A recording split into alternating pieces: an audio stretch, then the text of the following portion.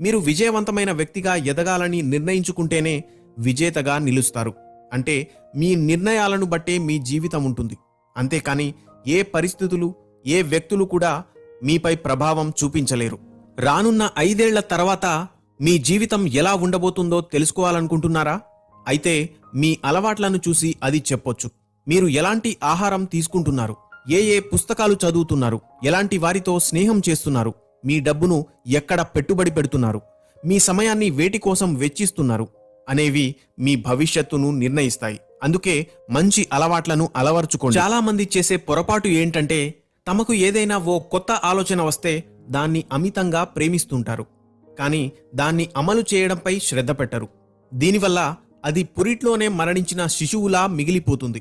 అందుకే ఆలోచనతో కాదు, దాన్ని సాకారం చేసుకునే ప్రక్రియతో ప్రేమలో పడాలి. అప్పుడే ఎన్ని అడ్డంకులు ఎదురైనా దాన్ని నిజం చేసుకునేందుకు ప్రయత్నిస్తారు.